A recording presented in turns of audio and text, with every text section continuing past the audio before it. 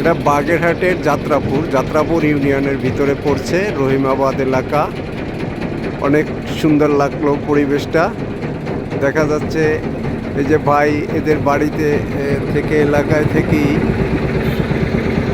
মাছ সংগ্রহ করে, যে বড়শি দিয়ে মাছ ধরার চেষ্টা চলছে।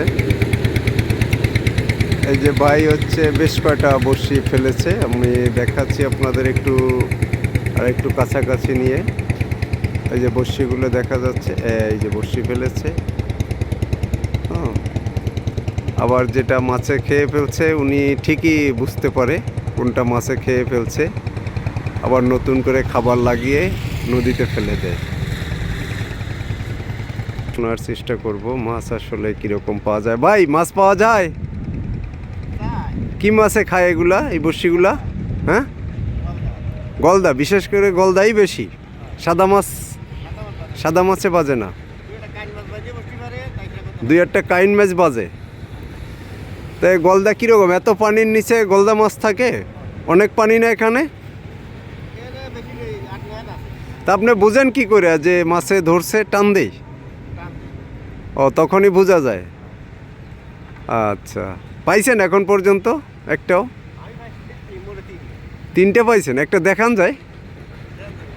এই যে ভাই মাছ হাতে উঠাচ্ছে, সে গলদা চিংড়া মাছ পেয়েছে। এই যে গলদা চিংড়াটা উপরে উঠিছে, এই যে বেশ বড়ই মোটামুটি। কয়টা পাইছেন? তিনটা পাইছে মাত্র, হয়তো আরও পাবে। এবার মতন আরও অনেকেই আছে বসি পাচ্ছে। এই যে যাত্রাপুর রহিমাবাদ এলাকা। আচ্ছা, এইটার নাম কি? এই নদীটার নাম?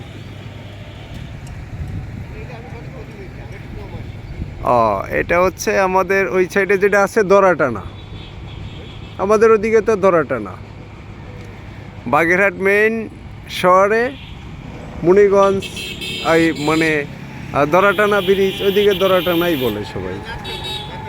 এটা যাত্রাপুর ইউনিয়নের ভিতরে রহিমাবাদ এলাকা। এই যে কাঠের একটা মিল আছে। কাঠের মিল বলতে কাঠ আসে এখানে, বোর্ড তৈরি করা হয়, বিভিন্ন ফ্লাইওভার তৈরি করা হয়, সেই মিলটা এই দেখতে পাচ্ছি। আর এ পাশে হচ্ছে এই নদী, আর ওই পারে আরেকটা আছে, ওই যে গুচ্ছ গ্রাম দেখা যায়। এই যে গুচ্ছদের জন্য যে সরকার যে ভূমিহীনদের জন্য যে ঘরগুলো দিয়েছে, সেই ঘরগুলো ওই যে দেখা যাচ্ছে একটু লাল লাল, টিনগুলি লাল।